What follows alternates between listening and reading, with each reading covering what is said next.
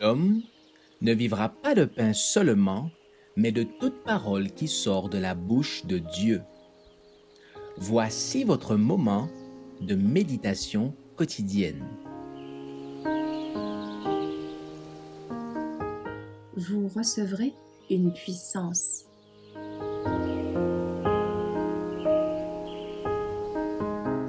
Participant de la nature divine, le 4 février.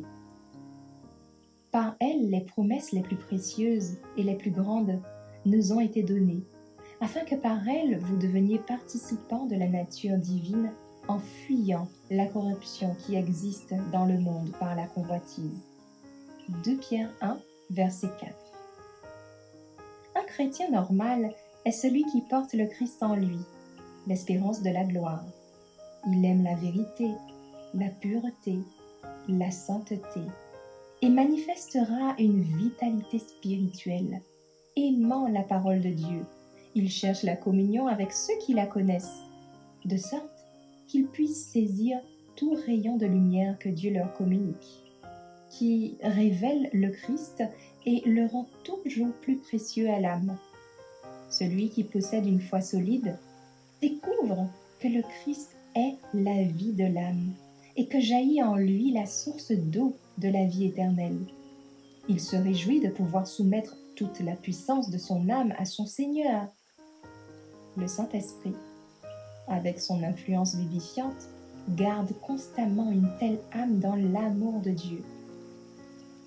Aux chrétiens, il est écrit « Que la grâce et la paix vous soient multipliées par la connaissance de Dieu et de Jésus, notre Sauveur et Seigneur. » Sa divine puissance nous a donné tout ce qui contribue à la vie et à la piété, en nous faisant connaître celui qui nous a appelés par sa propre gloire et par sa vertu. Par elle, les promesses les plus précieuses et les plus grandes nous ont été données afin que par elles, vous deveniez participants de la nature divine, en fuyant la corruption qui existe dans le monde par la convoitise. À cause de cela même, faites tous vos efforts pour joindre à votre foi la vertu, à la vertu la connaissance, à la connaissance la maîtrise de soi, à la maîtrise de soi la persévérance, à la persévérance la piété, à la piété la fraternité, à la fraternité l'amour. En effet, si ces choses existent en vous et s'y multiplient, elles ne vous laisseront pas sans activité ni sans fruit pour la connaissance de notre Seigneur Jésus-Christ.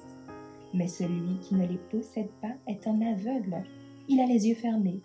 Il a mis en oubli la purification de ses anciens péchés. C'est pourquoi, frères, efforcez-vous d'autant plus d'affermir votre vocation et élection. En le faisant, vous ne broncherez jamais. C'est ainsi que vous sera largement accordée l'entrée dans le royaume éternel de notre Seigneur et Sauveur Jésus-Christ. 2 Pierre 1, versets 2 à 11.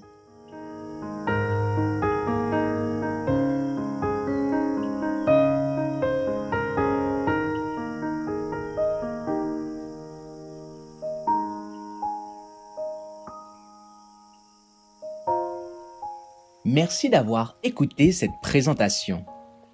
Assurez-vous de nous rejoindre demain pour votre moment de méditation quotidienne avec lereste.org.